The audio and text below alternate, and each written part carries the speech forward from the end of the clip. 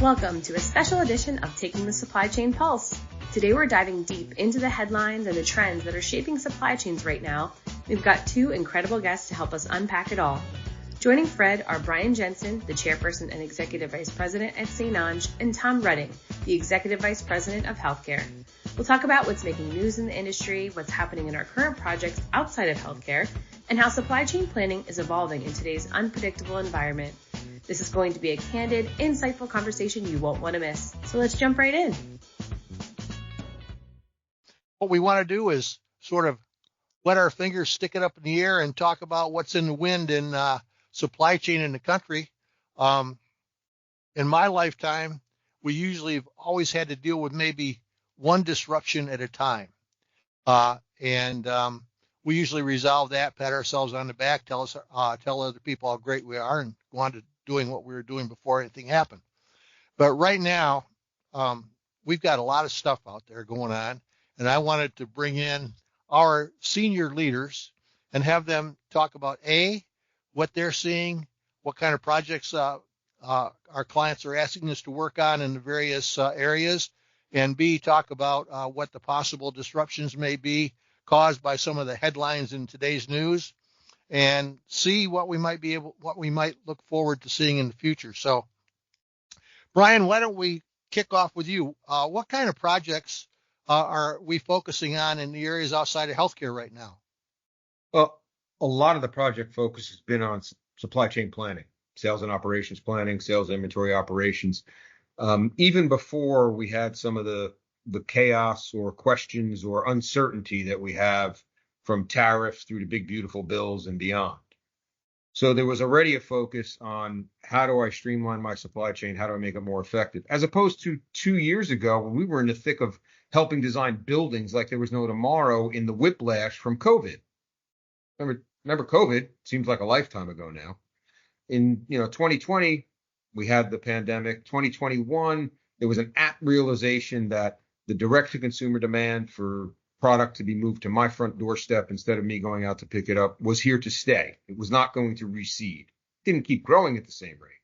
So fulfillment centers were a must. Commercial real estate was hot. Vacancy rates were as low as possible. Well, all that pent-up demand that got pushed into 2021, 2022, and even part of 2023, that's been satisfied. And it may have sucked forward demand that we would have been addressing right now, that we don't have to.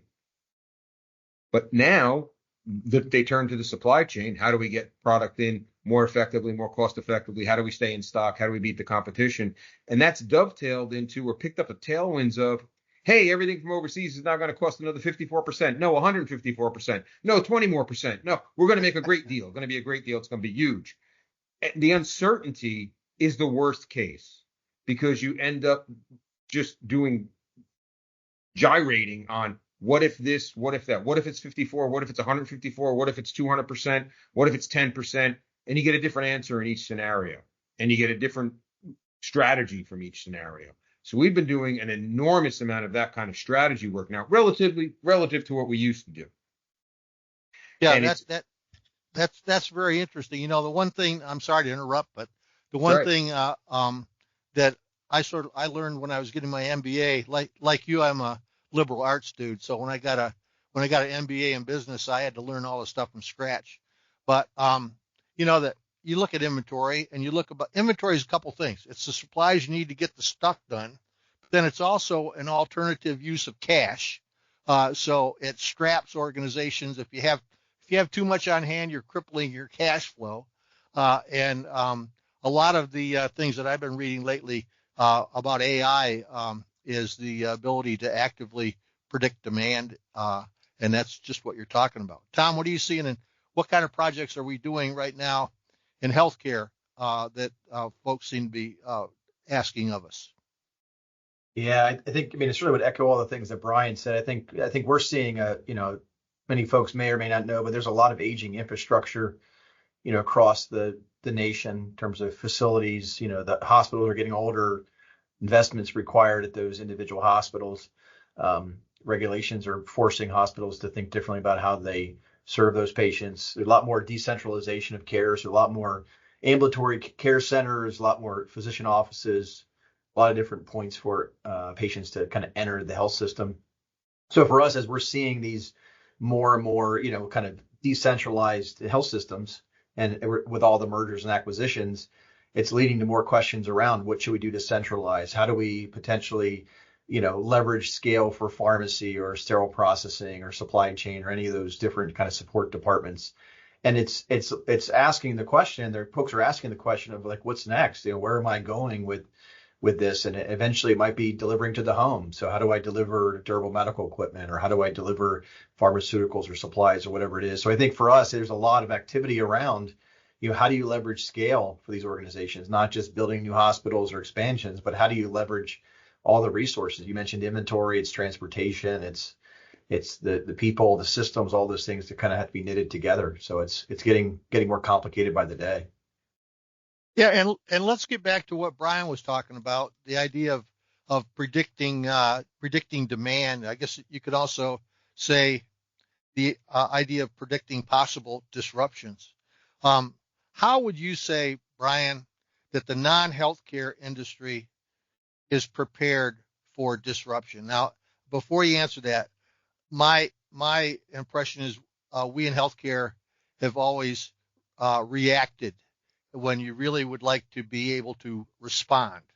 And we in healthcare have this feeling that we are the redheaded stepchildren as far as having a mature supply chain operation compared to everyone else.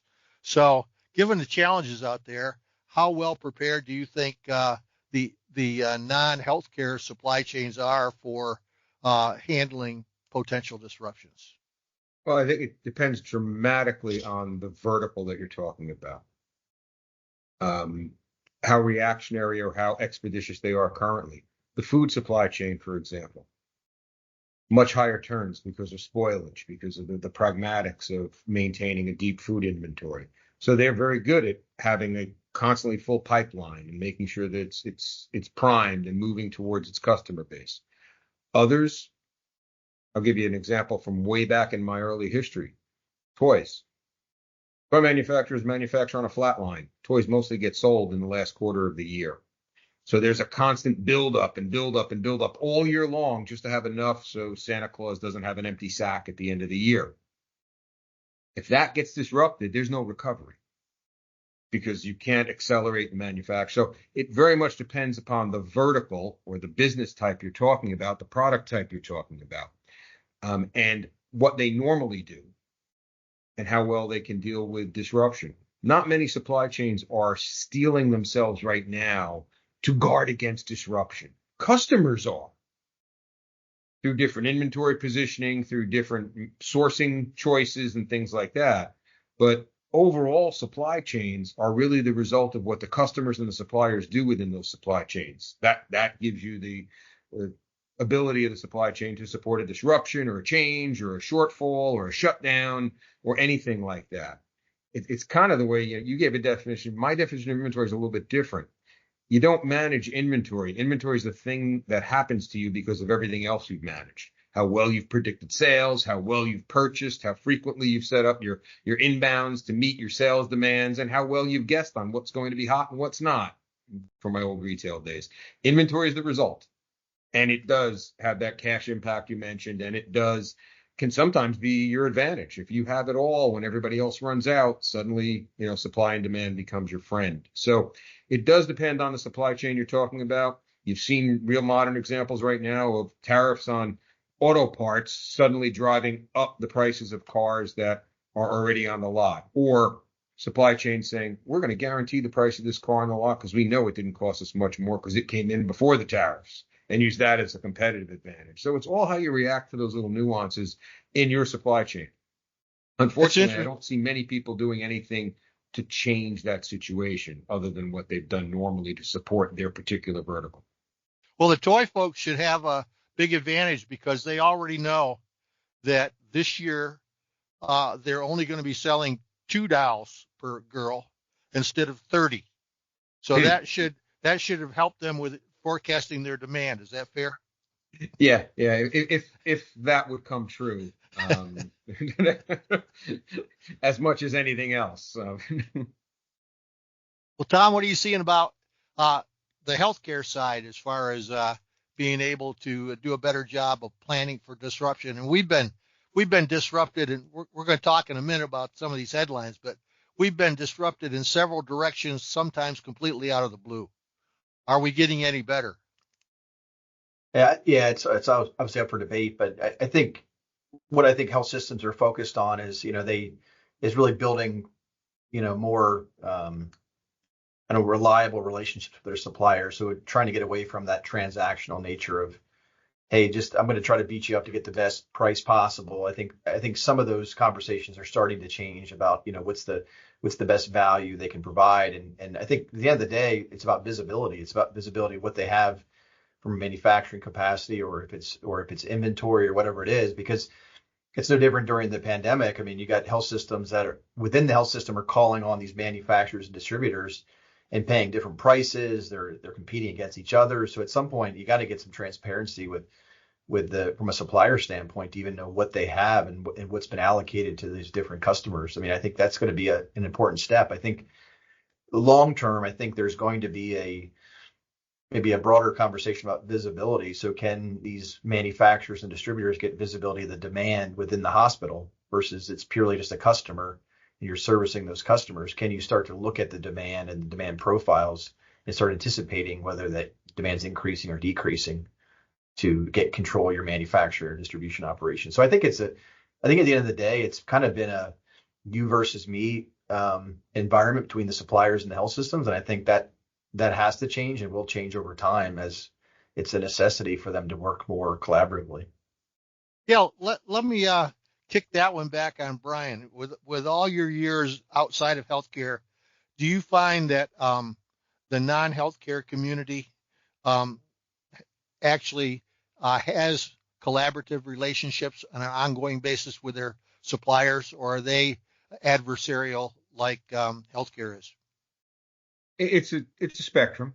One of the reasons that, going back to my previous life, one of the reasons that Walmart was such a good customer to the toy manufacturers because Toys R Us was starting to get a stranglehold on them. Yeah, a more balanced relationship between suppliers and customers is always better, because when one starts to take advantage, one really starts to take advantage of the other. And it goes both ways. Manufacturers who are sole sources for a very, very hot product or a very, very in-demand product take the same advantage over distributors and retailers, that when retailers get a large chunk of the manufacturer's business, they take advantage of them. I mean, ironically, when at Toys R Us, the biggest manufacturers got paid once a year for everything we bought all year. They got paid on December 26th. Wow. So there was no cash flow problem in the heyday of Toys R Us. But I'll be honest with you. I mean, my experience has been on the healthcare side, not in healthcare dispensing and the critical points that Tom's group deals with, but pharmaceuticals, for example. And CFA relationships are incredibly collaborative between pharmaceutical manufacturers and distributors, and how much are you going to buy, and we'll help you set the inventory so that our manufacturing can always work optimally and you can always have what you need in stock. That's an incredible example of a healthcare supply chain that was amazingly collaborative, in part because there was so much money on the table. You weren't talking about cotton balls in that supply chain.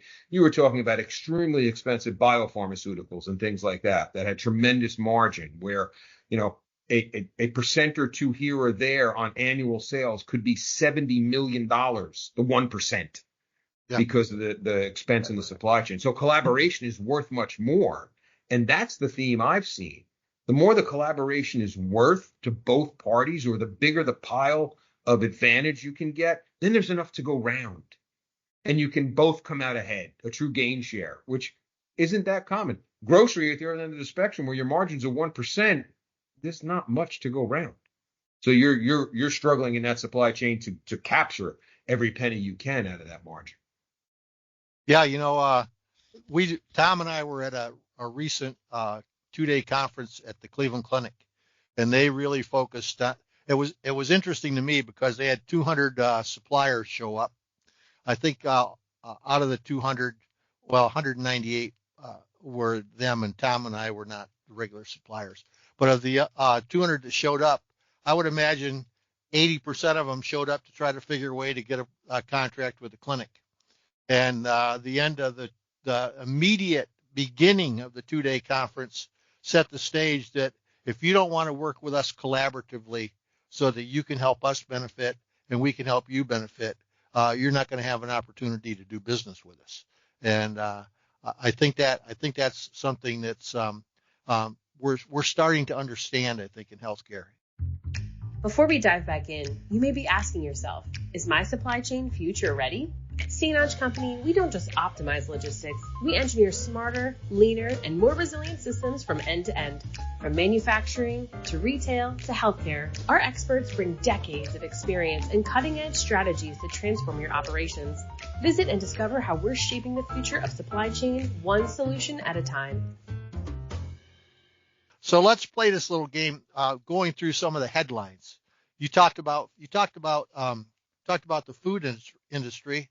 I just saw a report this morning on YouTube where American wheat is under some real pressure because countries are canceling their contracts with American wheat. The Philippines being one of the biggest markets that's getting its wheat now, going to get its wheat now from Canada or Australia. These things are going to have a tremendous impact on the economy. What's that going to do to the cost of food and getting product to the grocery stores? What kind of an impact do you think that'll have? I'm not real sure by the time you get down to the grocery store level that you're going to see a massive impact there other than potentially price pressure.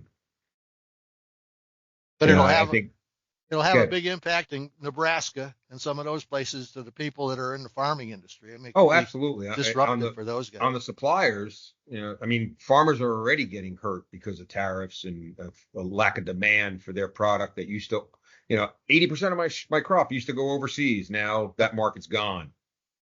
So that's going to change it. Whether or not it'll have a great price pressure at the grocery store, meaning downward pressure on the prices, I don't know. You're in an economy, you're in a country where they have farmers dump corn, into pits. Yep. To keep the demand down. And, when you're dealing with bulk product and commodities at that level, the price is going to have a floor. So it's subject to upward pressure, but I'm not so sure the downward. I think it is going to hurt the farmers. It's already hurt a lot of them. But at the store, I don't know that you and I would notice the difference in a local wonder. At least not right now. Yeah. So I'm just looking at some of these things. Last week, U.S. bombed Iranian nuclear sites, possible war pending.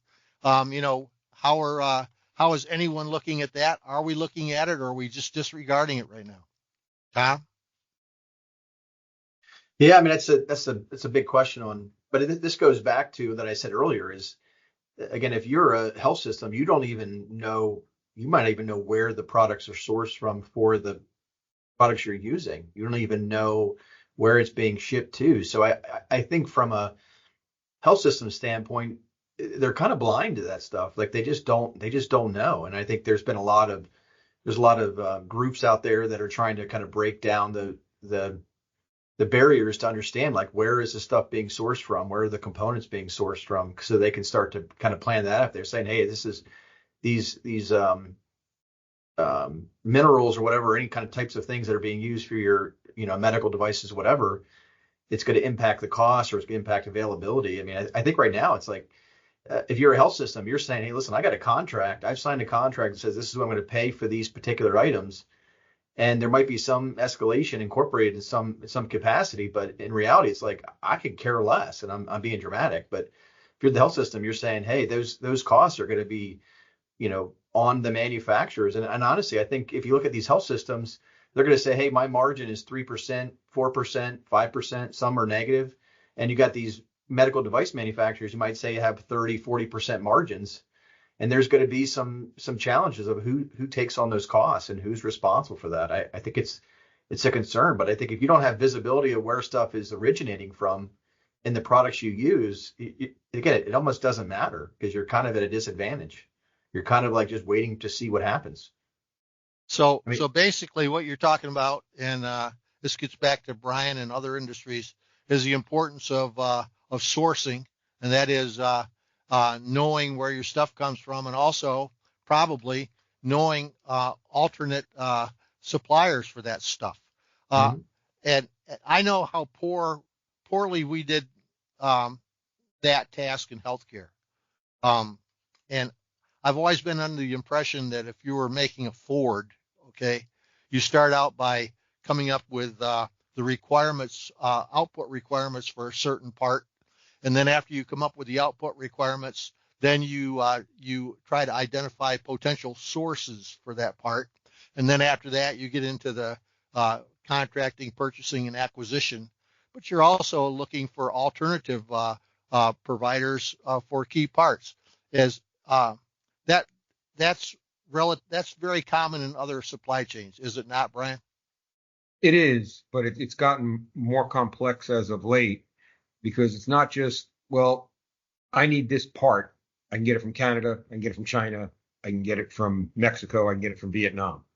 But now, especially because of the way tariffs and taxes are being presented, it's about origin. Is it made in the US? If it's made in the USA, it's got to have X%. Well, just because that part was made in the USA, if the components for that part of the raw materials were bought overseas, well, it doesn't qualify anymore. And I'm no expert on what percentage you need from where to make it a made in the USA part or not, or a made in the USA car. But it's not just where you got the pieces that you put together to make that car. It's where you got the materials to make the pieces to put together that car, or the subcomponents, because anybody who's been in the automotive industry knows, well, I'm having my glove box subassemblies made over here, and then they get shipped in as a whole part. But they had parts that had to be manufactured, and those parts had raw materials, which by the time you track it down, country of origin, is the whole supply chain mantra. You could be 3, 4, 5 steps removed and suddenly realize, gee, that made in America car was only assembled in America. All the parts were made somewhere else. And that's what's created challenges for supply chains now.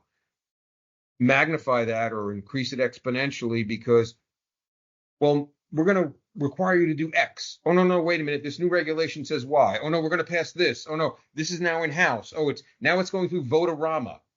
Last night was Votorama on the big, beautiful bill. Yep. So what's in it? Nobody's going to know until that carousel stops. And it's almost like the game of chance on the boardwalk down the shore, where the wheel goes round and you put your money down and nope, it was pop, but it was pop blue, not pop white. You lose.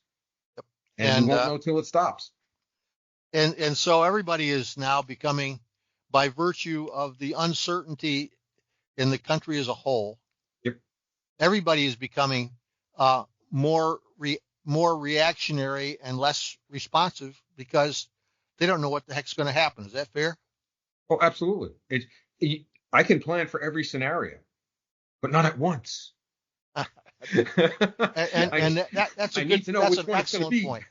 Exactly. That is an excellent point. And Tom, yesterday, just Bryan, to give you an example of healthcare. Yesterday in Becker's came out with this headline that knocked me over. Last time I checked, there were 6,391 hospitals in the country. Many of them belong to large IDNs. But yesterday, Becker's came out with this headline that said 760 rural hospitals are in danger of closing in the next X amount of time. That's over 10% of the number of hospitals in the country. This is what healthcare is facing. And the big, beautiful bill that's out there is been forecasted to remove 11 million people from healthcare protection over the next few years. Mm-hmm. And where's that demand going to go? This is what, Tom, how are your guys looking at that? Or what have you heard about that? Anything at all? Are people afraid?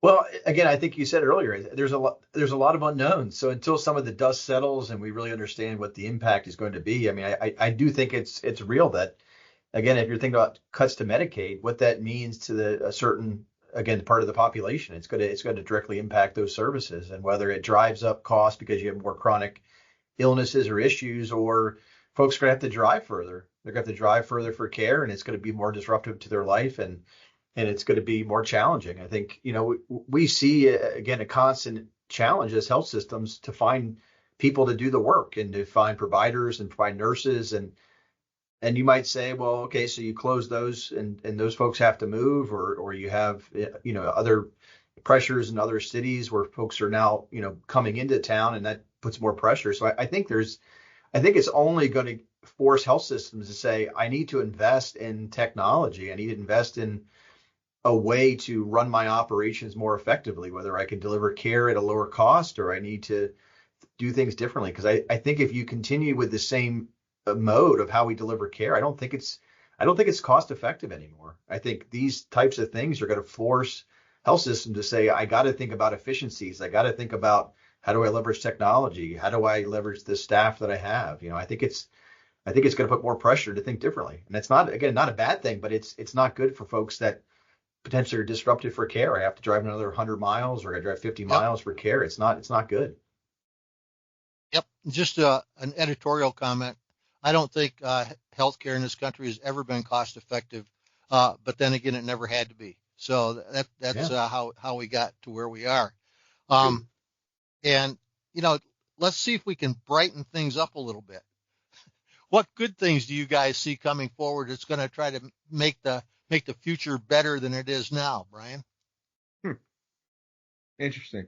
And given the last few months, nobody's been looking to the bright sunrise. We've all been looking for the break in the clouds, so to speak.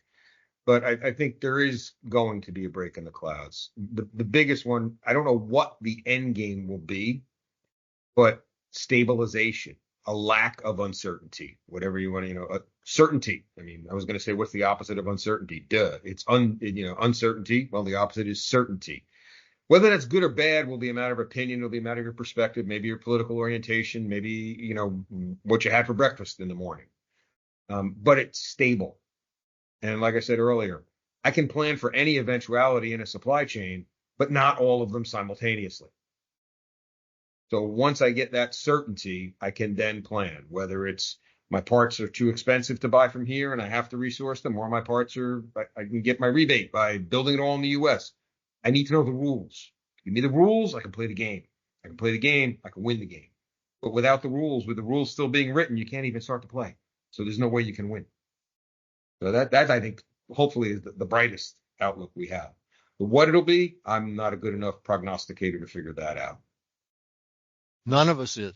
Tom, your final words, your last thoughts.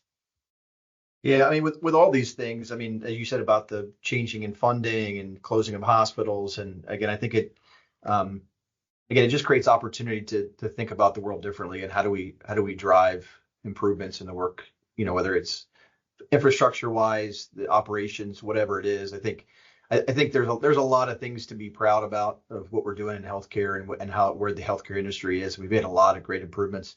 I think as time goes on, some of these pressures seem like it's being done to us, but it's creating opportunities to do something better and to turn the corner and have brighter skies, as Bryan had mentioned earlier. So I think there's a lot to be proud of, and a lot of things that we can, again, hang our hat on that, we can still do to improve the industry.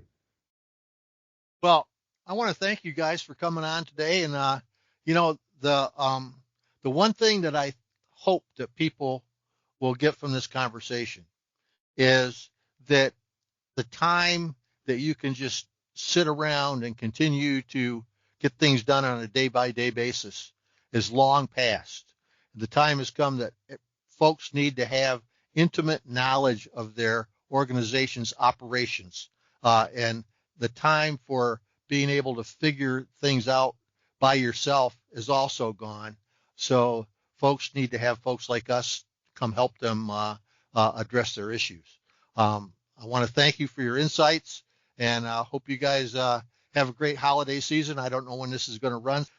Thanks a lot, guys, and thanks for joining us. Thank you, Fred. Take care. Thank you, Fred. Well, that's all for today. Thanks again for joining. And as always, don't forget to subscribe and connect with us online, where you can find all of our episodes. If you have a topic you would like to discuss or want to be a guest on the show, you can reach out to Fred directly at fcrans@stonge.com. See you next time.